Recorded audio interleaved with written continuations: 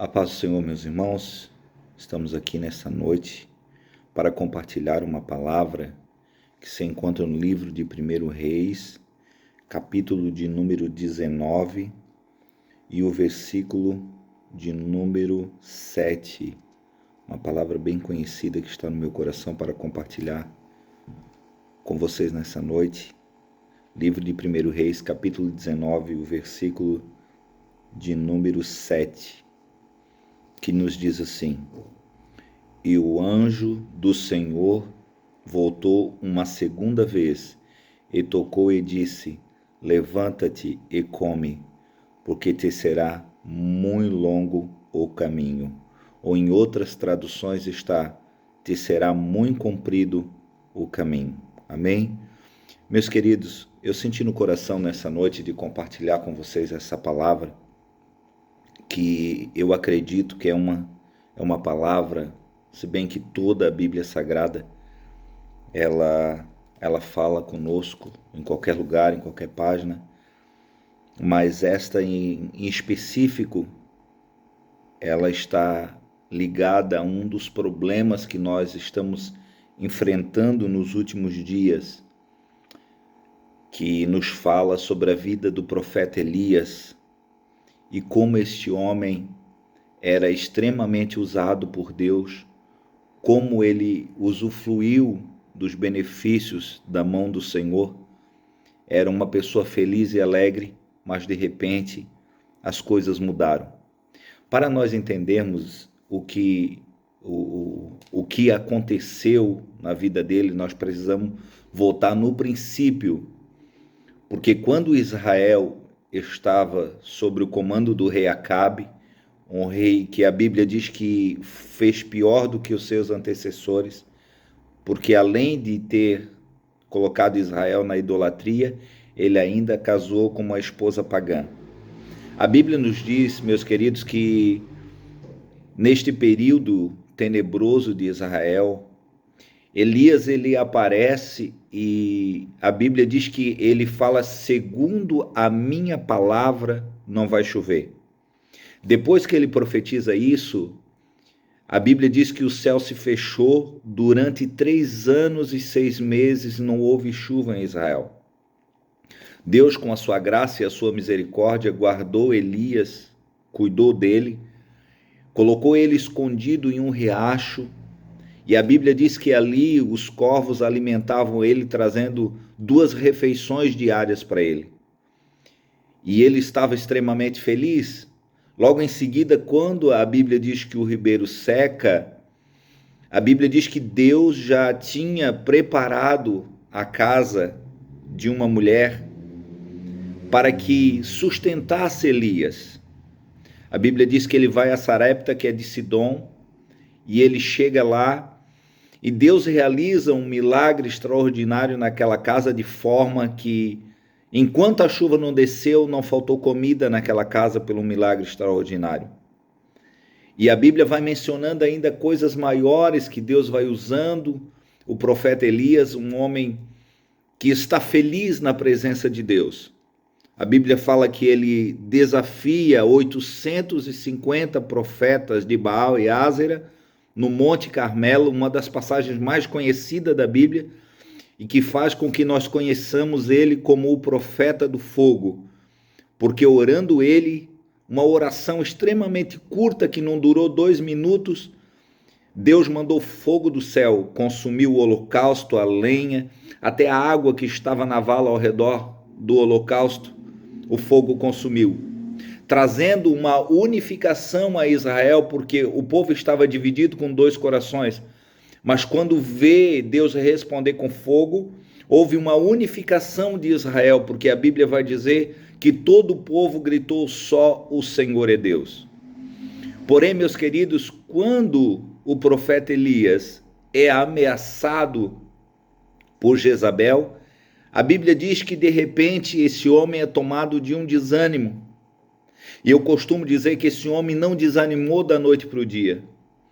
Durante todo esse processo que ele estava vivendo na presença de Deus, desde a profecia que não havia chover, até o riacho, a casa da viúva, enfim, tudo aquilo que Deus havia realizado através dele, e ele vendo que muitas das vezes Deus operando e mesmo assim o povo continuava de coração duro, ele observando que muitas pessoas não levavam as coisas de Deus a sério, porque a Bíblia vai dizer lá na frente que ele vai reclamar a Deus, porque ele vai dizer ao Senhor o motivo da sua tristeza, que ele era um homem muito zeloso pelas coisas de Deus.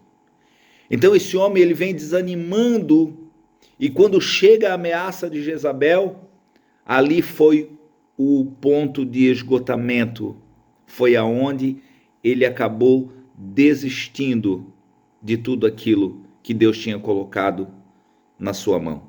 E nós vamos entender isso porque nós vemos na vida de Elias 3 sintomas da depressão. Porque Elias ele vai pegar um moço porque ele tinha alguém que auxiliava ele. A Bíblia diz que ele deixa o seu moço e ele vai sozinho para o deserto. Ele começa a se isolar. Por quê? Porque a solidão é um sintoma grave de depressão. E nós estamos vivendo esses tempos.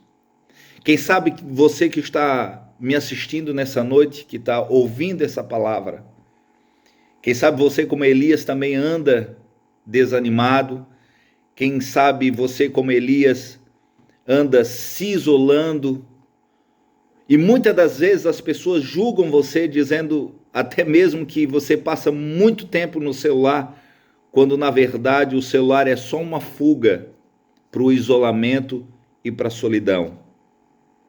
Eu quero dizer para você que Deus tem bênção na tua vida, que Deus tem visto a sua solidão, o seu isolamento, e o desejo de Deus é te trazer de volta aquela alegria, aquela comunhão com os irmãos, com a família, porque o desejo de Deus é que a gente sirva a Ele em união e alegria.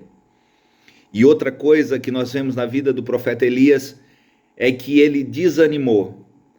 Além de ter se isolado, ele agora se assenta debaixo de um pé de zimbro e toma uma decisão no seu coração.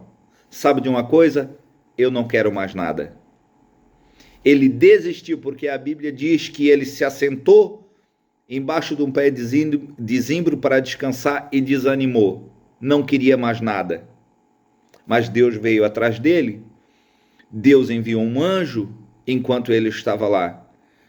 Porque, meu querido, minha querida, todos nós não estamos isentos de uma hora ou outra se assentarmos também debaixo do nosso pé de zimbro.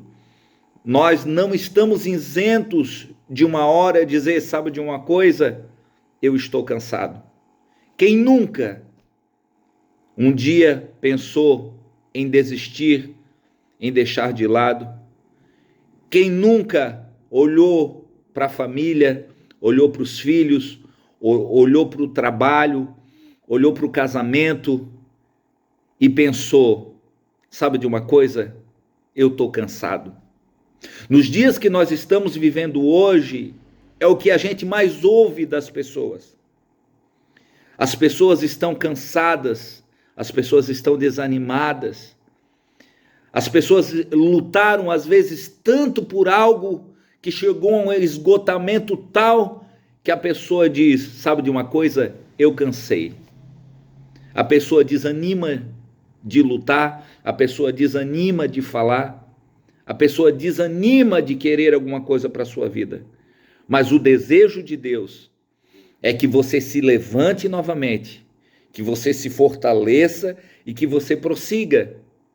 Outro sintoma que nós vemos na vida dele, e o mais perigoso que eu costumo dizer, eu sempre gosto de frisar isso aqui, é que Elias ele era um crente, ele era conhecedor da palavra, era conhecedor do próprio Deus, porque era um profeta, era uma pessoa usada por Deus, mas ele, sabendo que não poderia tirar a sua vida, ele diz, Senhor, eu não sou melhor do que os meus pais.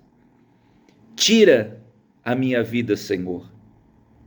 E é assustador, meu querido e minha querida, porque quantas pessoas que estão me ouvindo nessa hora, quantas pessoas que estão ouvindo esta palavra, já não pensaram em tirar a sua vida? Quantas pessoas que estão me assistindo aqui, nesse momento, pediram a Deus: Senhor, eu estou cansado, eu estou desanimado, eu estou cansado, eu estou sozinho, sabe de uma coisa?